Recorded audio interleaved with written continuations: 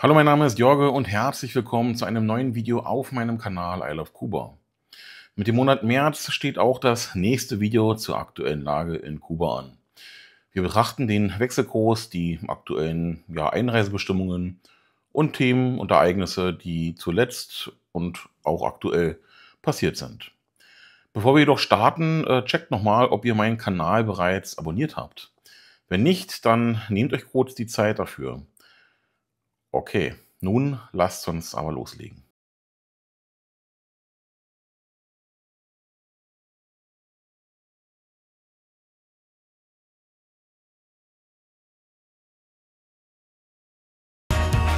Starten wir wie immer mit dem aktuellen Wechselkurs.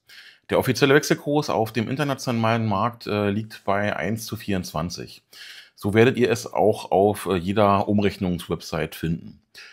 Wie wir es jedoch besser wissen, liegt der offizielle Wechselkurs für Handlungen in Kuba bei 120 Peso pro Dollar, abzüglich 8% Servicegebühren.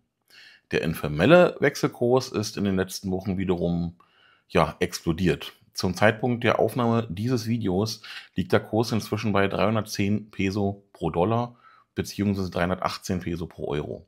Damit sind die Werte innerhalb eines Monats um 20 bzw. 23 Peso gestiegen. Auf El Toque könnt ihr den täglichen Kurs nachschauen. Den Link findet ihr unter diesem Video in der Videobeschreibung. In Kuba gibt es nicht wenige, die glauben, dass die 500-Marke geknackt werden wird. Aktuell sieht es zumindest tatsächlich danach aus, als ob es noch eine Weile weiter nach oben gehen wird. Wie weit, das kann man noch nicht sagen, aber wir werden es beobachten. Kommen wir zu den Einreisebestimmungen. Was wird also benötigt? Die Zollangaben werden online verpflichtend über der Viajeros abgefragt. Hierzu habe ich ein extra Video online. Zusätzlich zu den Zollangaben wird noch die Touristenkarte, also sozusagen das Touristenvisa und eine Auslandskrankenversicherung benötigt. Die Versicherungspolice sollte nach Möglichkeit in Spanisch ausgestellt sein.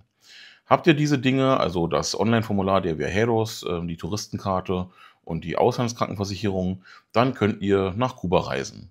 Einen mindestens 6 Monate gültigen Reisepass, das ist selbstredend. Viel mehr ist dann auch nicht mehr notwendig. Sofern ihr noch keine Touristenkarte habt, könnt ihr diese gerne über meinen Link in der Videobeschreibung bei KubaBuddy erwerben. Ihr zahlt keinen Cent mehr, aber ich erhalte einen Obolus. Die Standardlieferung erfolgt innerhalb von 3 bis 4 Tagen. Per Expressversand erfolgt die Lieferung in Deutschland innerhalb von 24 bis 48 Stunden. Das Ganze funktioniert über meinen Affiliate-Link. Diesen findet ihr in der Videobeschreibung. Mit dem Kauf über meinen Link unterstützt ihr mich und meinen Kanal. Ich danke euch. Wie in der letzten Monatsaktualisierung mitgeteilt, steigen die Preise bzw. werden Subventionen weiter abgebaut. Die bereits angekündigten Preiserhöhungen für Kraftstoff werden oder wurden auf den 1.3.24 verschoben. An dieser Stelle blende ich nochmal die Preisübersicht ein. Der Literpreis steigt von 30 Peso auf 156 Peso. Für Touristen mit Mietwagen gibt es ausgewählte Tankstellen, die nur gegen Devisen, also in Kartenzahlung, verkaufen. Der Liter kostet entsprechend der Übersicht 1,30 $. Kubas Zigarrenexporte erleben einen erheblichen Aufschwung, wie Habanos SA, der Hauptakteur der kubanischen Zigarrenindustrie, bekannt gibt. Mit einem Umsatzanstieg von 31% im Vergleich zum Vorjahr verzeichnet das Unternehmen einen Gesamtumsatz von 721 Millionen $. Dieser Anstieg ist vor allem auf die steigende weltweite Nachfrage nach Luxusgütern zurückzuführen, von der auch die Zigarrenbranche profitiert. Die Zunahme der Zigarrenexporte spielt eine entscheidende Rolle für die kubanische Wirtschaft, die durch schwierige Zeiten geht. Der Luxusmarkt, insbesondere der Konsum von Premium-Zigarren, erlebt nach dem Ende der Pandemie einen starken Aufschwung weltweit. Habanos SA, ein Joint Venture zwischen Tabacalera aus Spanien und dem staatlichen kubanischen Tabakmonopolisten Cuba Tabaco, blickt auf ein erfolgreiches Jahr 2023 zurück. Mit einem breiten Netzwerk von Geschäften auf der ganzen Welt konnte das Unternehmen ein Wachstum bei Umsatz und Einnahmen verzeichnen.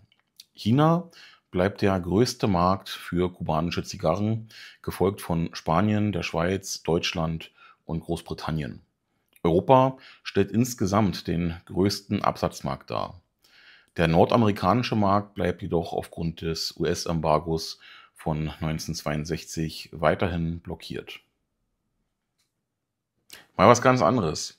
Die kubanische Basketball-Nationalmannschaft sorgte für eine kleine Sensation, indem sie nach über 50 Jahren einen historischen Sieg gegen das Team USA in der FIBA erringte. Mit einem beeindruckenden 81:67 Sieg in Havanna beendet Kuba eine langjährige Durchstrecke und triumphiert über die USA, die das Hinspiel 3 Tage zuvor mit 100:79 für sich entscheiden konnte.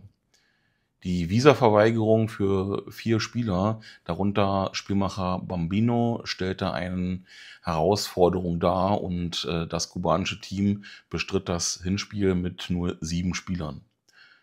Trotzdem führte Pedro Bombino mit 19 Punkten das Team zum historischen Sieg.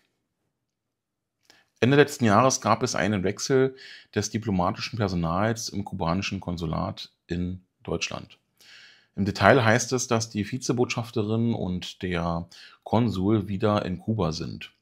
Die neue Leiterin der Konsulabteilung ist Susana Quintero Camero. Für alle offiziellen Konsularangelegenheiten, Kuba betreffend, wendet euch bitte auch direkt an das kubanische Konsulat. Ich möchte zum Ende nochmal darauf hinweisen, dass ihr in meinem Online-Shop kubanischen Kaffee kaufen könnt. Dort findet ihr Cubita-Kaffee in 3 Varianten.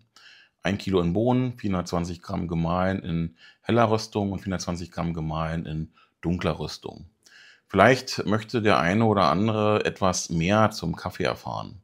Cubita-Kaffee ist bekannt für seinen einzigartigen Geschmack. Es ist das Ergebnis jahrhundertealter kubanischen Kaffeetraditionen. Die Arabica-Bohne, die in Cubita-Kaffee verwendet werden, tragen die Seele der kubanischen Erde.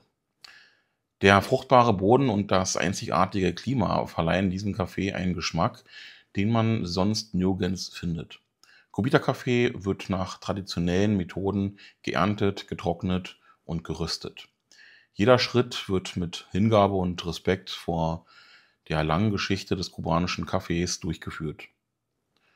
Die Verfügbarkeit von kubanischem Kaffee ist leider begrenzt, aber Cubita ist eine Marke, die sich durch Qualität und Authentizität ausgezeichnet und durchgesetzt hat. Schaut gerne in meinem Shop rein, sagt es weiter, teilt diese Informationen. Cubita Kaffee gibt es online zu kaufen bei der Letzte Westkubaner. Den Link findet ihr unten in der Videobeschreibung: www.derletztewestkubaner.de. Wenn du das Video bis hierhin geschaut hast, lass es mich gerne in den Kommentaren wissen und abonniere meinen Kanal, sofern du das noch nicht gemacht hast. Schau auch gerne in meine anderen Videos rein. Wir sehen uns im nächsten Video wieder. Bis dahin, Saludos, ciao.